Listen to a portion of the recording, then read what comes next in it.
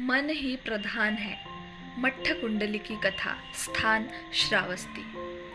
भगवान बुद्ध श्रावस्ती के जेतवन महाविहार में निवास कर रहे थे। अपनी गहन साधना में लीन बुद्ध सर्व जगत के ज्ञाता और जगत दृष्टा थे। वे अपनी विपश्यना साधना में संपूर्ण जगत की घटनाओं का आभास सहजता से कर लेते थे। इसी अद्वितीय शक्ति के कारण उन्हें तथागत कहा गया था। एक दिन अपनी साधना के दौरान भगवान बुद्ध ने देखा कि एक युवा ब्राह्मण मट्ठ कुंडली अपने घर के बरामदे में गंभीर रूप से बीमार पड़ा है। मट्ठ कुंडली के पिता अदीन पुब्बक अत्यंत कृपण थे और उन्होंने अपने धन की हानि के डर से कभी भी दान नहीं किया या शुभ कार्यों में निवेश नहीं किया। यहाँ तक कि अपने बेटे की गंभीर बीमारी के बावजूद उन्होंने किसी चिकित्सक को बुलाने की आवश्यकता नहीं समझी। जब मट्ठ कुंडली की हालत अत्यधिक बिगड़ गई और वह मरने के करीब था तो अदीन पुब्बक ने उसे घर के अंदर रखने के बजाय बरामदे में बाहर लिटा दिया ताकि लोग घर के अंदर आकर धन को देख न लें। बुद्ध ने अपने ज्ञान प्रताप से यह सब देखा और मट्ठ कुंडली की पीड़ा को समझा। सुबह हो चुकी थी और बुद्ध भिक्षाटन के लिए निकले। उनके साथ अन्य भिक्षु भी भिक्षा के लिए मंथर गति से चल रहे थे। बुद्ध भी सदाचार के नियमों का पालन करते हुए हर घर के सामने रुकते थे, लेकिन आवाज नहीं लगाते थे। वे केवल खड़े रहते और गृहस्थ को देखकर आगे बढ़ते। भिक्षाटन के दौरान बुद्ध अदीन पुब्बक के घर के सामने भी रुके। उनकी उपस्थिति और प्रभा ने मट्ठ कुंडली को स्पर्श किया।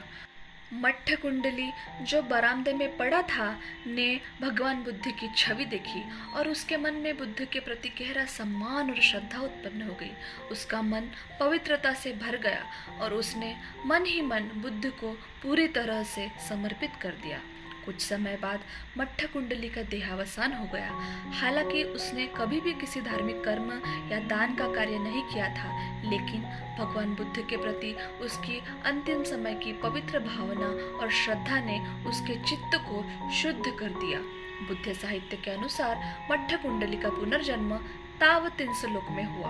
वहां से उसने अपने पिता को देखा जो उसके मृत्यु पर शोकग्रस्त था। मट्ठ कुंडली ने पिता को सपने में प्रकट होकर बताया कि उसका पुनर्जन्म तावतिंस लोक में हो चुका है और उसने अपने पिता से भगवान बुद्ध को घर पर आमंत्रित करने का अनुरोध किया। अदीन पुब्बक इस बात से चकित था और वह विश्वास नहीं कर पा रहा था कि उसके पुत्र का पुनर्जन्म स्वर्ग में हुआ है, जबकि उसने कभी भी कोई धार्मिक कार्य नहीं किया था। इस घटना की चर्चा पूरे गांव में फैल गई। लोग आश्चर्यचकित थे कि मट्ठ कुंडली को ऐसा पुनर्जन्म कैसे मिला। भगवान बुद्ध ने सबको बताया कि मट्ठ कुंडली के पुनर्जन्म का कारण उसका अंतिम समय का शुद्ध मन और भगवान के प्रति समर्पण था।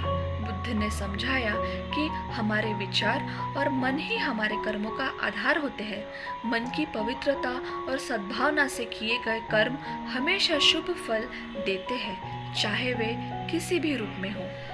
इस प्रकार भगवान बुद्ध ने यह सिखाया कि मन ही प्रधान है और शुद्ध मन से किया गया कर्म हमें सदैव सुख और शांति प्रदान करता है। बौद्ध धर्म में मन की पवित्रता और शील के महत्व को बार बार रेखांकित किया गया है, क्योंकि यही सच्चे सुख का मार्ग है। ऐसा कहते हुए भगवान ने यह गाथा कही। मनो पुब्बकमा धम्मा मनो सेट्ठा मनोमया मनसा प्रसन्नेन भासति वा करोति वा ततोऽनं सुखमन्वेति छायाव अनपायिनी। इसका अर्थ इस प्रकार है, मन सभी प्रवृत्तियों का अगुआ है। मन उनका प्रधान है, वे मन से ही उत्पन्न होती है।